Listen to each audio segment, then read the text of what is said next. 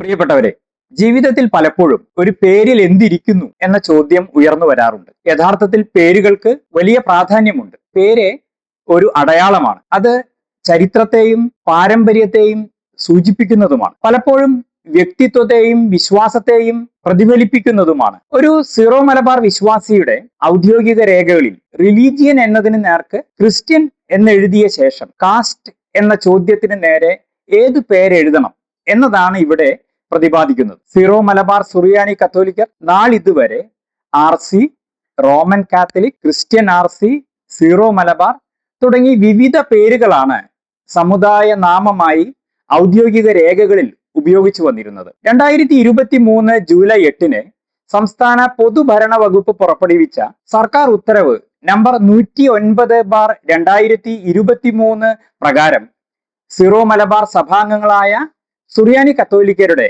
സമുദായ നാമം zero Malabar Syrian Catholic എന്ന് സംസ്ഥാന സർക്കാർ തന്നെ നിജപ്പെടുത്തിയിട്ടുണ്ട്. സീറോ മലബാർ എന്നത് സഭയുടെ പേരാണെങ്കിൽ സിറിയൻ കാത്തലിക് എന്നത് സഭയ്ക്കുള്ളിലെ ഒരു ഉപവിഭാഗത്തിന്റെ പേരാണ്. സീറോ മലബാർ സഭ സിറിയൻ കാത്തലിക് വിഭാഗത്തെ കൂടാതെ Knanaya Catholic, Dalit Catholic, Nadar Catholic എന്നീ ഉപവിഭാഗങ്ങൾ കൂടി ഉൾക്കൊള്ളുന്ന വ്യക്തിസഭയാണ്. സിറിയൻ കാത്തലിക് ഒഴികെ ബാക്കി ഉപവിഭാഗങ്ങൾക്ക് സർക്കാർ രേഖകൾ പ്രകാരം വ്യക്തമായ സമുദായ നാമങ്ങളുണ്ട്. ഇപ്രകാരം സീറോ മലബാർ സഭയിലെ ഈ ഉപവിഭാഗങ്ങളിൽ പെടാത്തതും സംവരണരഹിതരുമായ സഭാംഗങ്ങളെ പ്രത്യേകമായി സൂചിപ്പിക്കുന്നതിനാണ് സിറിയൻ കാത്തലിക് എന്ന പേര് കൂടി ചേർത്തത്. സിറിയൻ കാത്തലിക് അഥവാ സുറിയാനി കത്തോലിക്കർ എന്ന പേര് സഭാംഗങ്ങളുടെ ചരിത്രവും പാരമ്പര്യവുമായി ബന്ധപ്പെട്ട് കിടക്കുന്ന പേരാണ്. നമ്മുടെ സംസ്ഥാനം പുതിയൊരു അധ്യയന വർഷത്തിന് തുടക്കം കുറിക്കാൻ പോകുകയാണ്. സുറിയാനി കത്തോലിക്കർ കുട്ടികളുടെ പേരുകൾ പുതിയതായി ചേർക്കുമ്പോൾ